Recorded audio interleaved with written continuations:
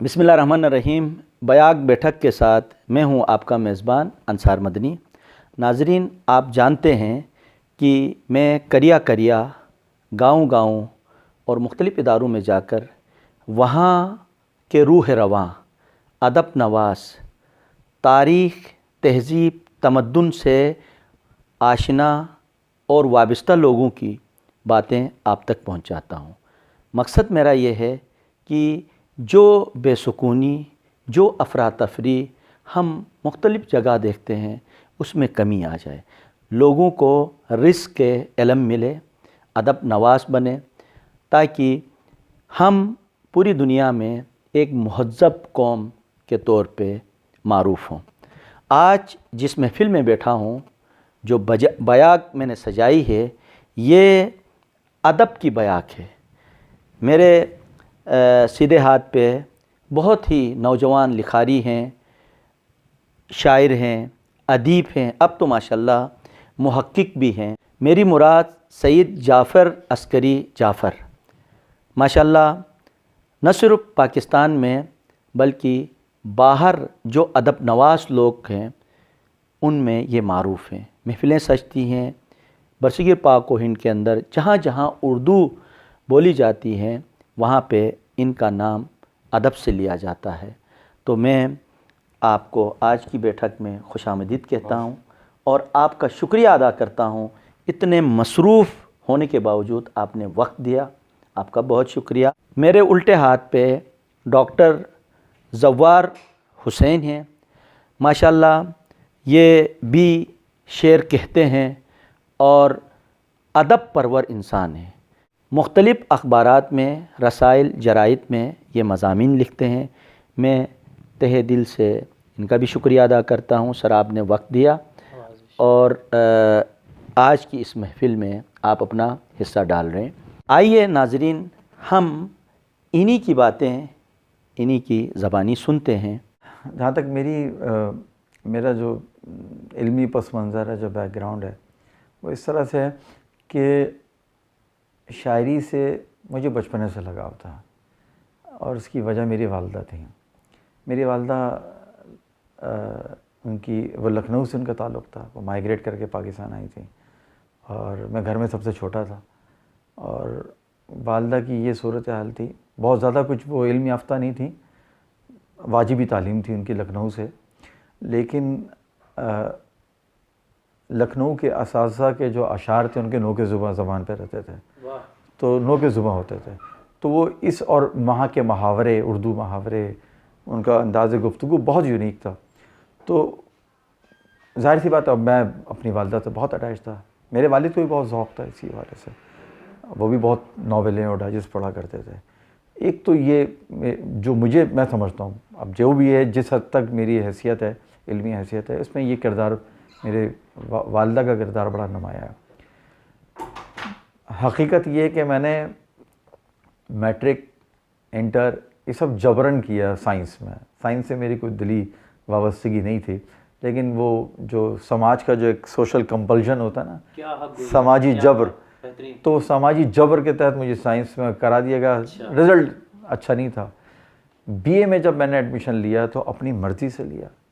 Doctor Ali शरीयती का मुताला मैं किया करता था बहुत ज़ौक़ और शौक़ से, और मैं जानता था कि डॉक्टर शरीयती जो हैं वो कुरानिक सोशियोलॉजी के, इमरानियात के बानी हैं, माहिर कुरानिक सोशियोलॉजी के। मैं उनको बहुत शौक़ से पढ़ता था, वो इंस्पिरेशन थी।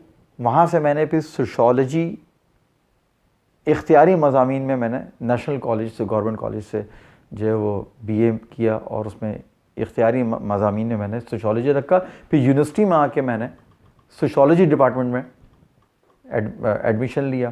फिर सोशियोलॉजी से मैंने मास्टर्स किया। بی اے کے بعد پھر میری چونکہ میرے اپنے پسندیدہ ایریا تھا تو میری جو تعلیمی جو کیا کہیں گے اسے تھوڑی سی روشن ہونے لگا, نمبر صحیح آنے لگے. ماسٹرس میں آ کے میں نے جی ہاں اچھا ہونے لگا.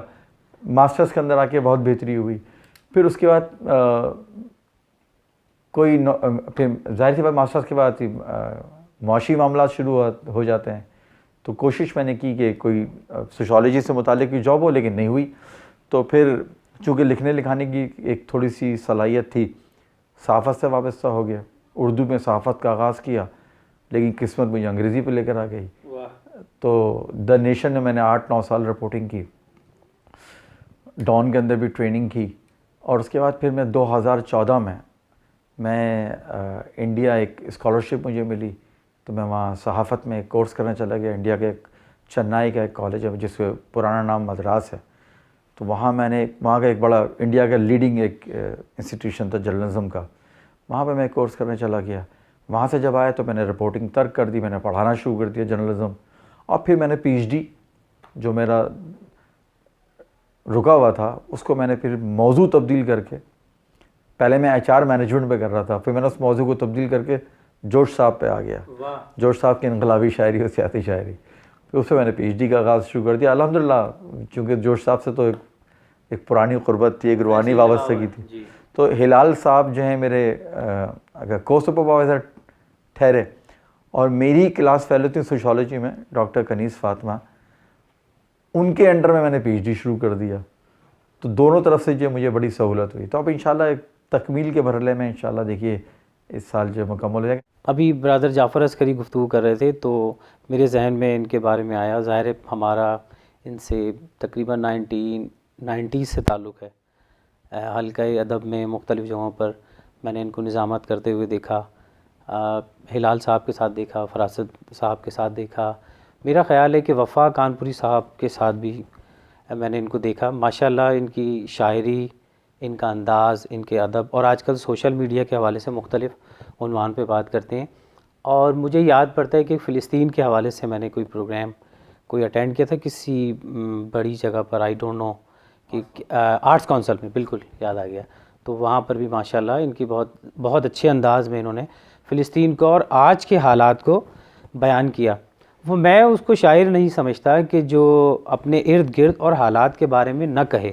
تو ماشاءاللہ اوریجنل شاعر, اور اس کے ساتھ ساتھ جوش کو جس سے عشق ہو, یعنی کہ اس کے اندر انقلاب کے جتنے بھی جراثیم ہیں وہ موجود ہیں, اور ساتھ ہی ساتھ جو ہے وہ والی سیاست جو تبدیلی کے لیے, وہ والی سیاست جو لوگوں کی زندگیوں میں انقلاب لے کر آئے, اس کے لیے جوش صاحب کے اوپر پی ایچ ڈی کرنا یعنی کمال کی بات ہے. غزل کے چند اشعار, یہ حالیہ جو کراچی میں جو موسلا دھار بارشیں ہوئیں اور تسلسل کے ساتھ ہوئیں, تو اس حوالے سے ایک غزل میں نے کہی تھی. اس میں ایک آدھ شعر اس مناسبت سے کہ برسات مفلسوں کی صدا سے رقیب ہے, برسات مفلسوں کی صدا سے رقیب ہے, کچے مکان گرنے کا موسم عجیب ہے.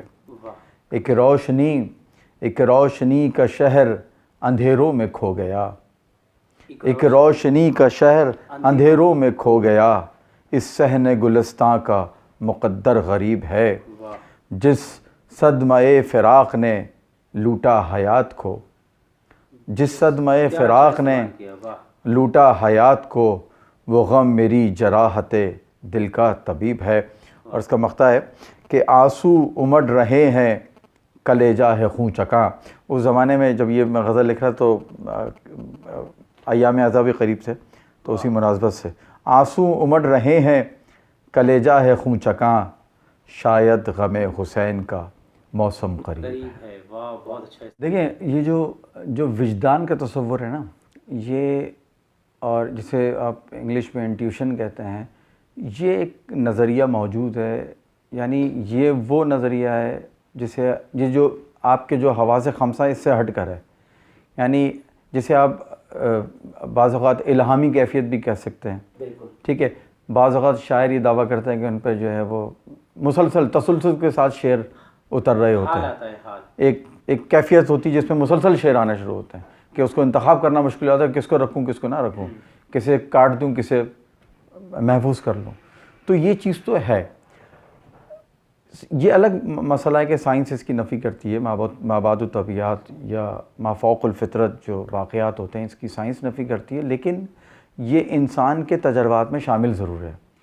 براہ راست میرا کوئی تجربہ اس طرح کا نہیں ہے، اتنا زیادہ نہیں ہے اور نہ ہی اتنا کوئی قابل ذکر ہے.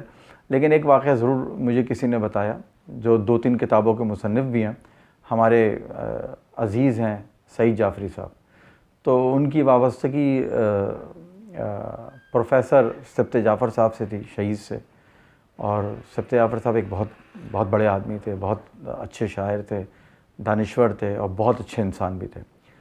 تو اس زمانے میں سعید جعفری صاحب جو ہیں وہ انہی مافوق الفطرت واقعات پر ایک کتاب جو ہے ترتیب دے رہے تھے، لکھ رہے تھے، تحریر کر رہے تھے. تو یہ بات سبط جعفر کے علم میں تھی. تو سبط جعفر ایک دن ان کے پاس آئے آفس، نیچے ہی سے ان کے بلڈنگ کے نیچے سے انہوں نے گاڑی پر ان کو فون کر کے بلایا اور ان سے کہا کہ آپ میرے ساتھ چلیے اور ایسی جگہ جا رہے ہیں کہ جہاں آپ کی وہ جو کتاب کی آپ جو کتاب لکھ رہے ہیں اس میں وہ معاون و مددگار ثابت ہوگا. وہ نیچے آ گیا اور ان کے ساتھ چلے گئے. تو معلوم چلا وہ ایک جھمپیر قصبہ، ایک قصبے کی طرف لے کے چلے گئے جو شہر سے باہر ہے، کراچی سے. تو وہاں پر انہوں نے یہ بتایا کہ وہاں پر ایک مسجد ہے جو کہ جنات سے منسوب ہے. اچھا، وہ وہاں پر مجلس پڑھنے کے لیے گئے تھے، مرثیہ پڑھنے کے لیے گئے تھے. تو سعید صاحب کے لیے یہ تجربہ بالکل نیا تھا. لیکن سبط جعفر شاید پہلے بھی اس طرح کے کئی مرتبہ جا چکے تھے. ان کے واقعات میں، ان کے تجربات میں یہ چیز پہلے سے شامل تھی. سعید صاحب گئے وہاں پر تو وہ ایک بالکل اندھیرا گپ اس مسجد تھی اور پردے کے اس طرف ایک کونے پہ ان کو بٹھایا گیا اور پردے کے اس طرف جو ہے وہ جنات موجود تھے. وہاں پہ آوازیں آ رہی تھیں باقاعدہ.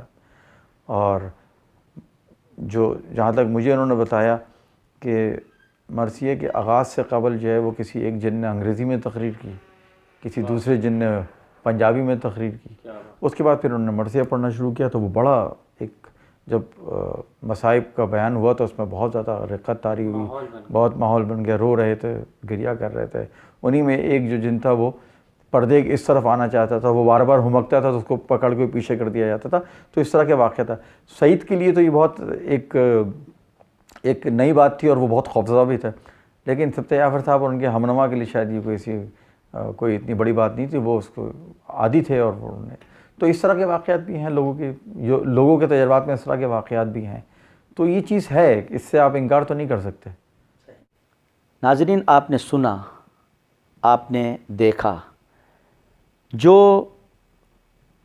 ادب پرور لوگ ہیں، ادب نواز لوگ ہیں، جنہوں نے تہذیب، تمدن اور ثقافت کو قریب سے محسوس کیا، قریب سے دیکھا، ان کا انداز بیاں بھی، ان کا رکھ رکھاؤ بھی مختلف ہوتا ہے. اور یہ چیزیں مائیں اپنے گھروں میں ان کی تربیت کا حصہ بنا دیتی ہیں.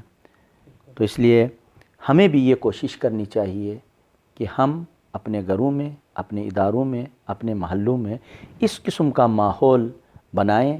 خصوصاً آج کے دور میں جہاں سوشل میڈیا کا دور ہے، اس میں مختلف گروپ ہمیں بنانا چاہیے جس میں ادب پرور لوگ، اساتذ اس میں آ جائیں اور اپنا بہترین کلام، بہترین سوچ، بہترین فکر اس گروپ میں، وہ اس گروپ کے ذریعے سے لوگوں کی تربیت کریں.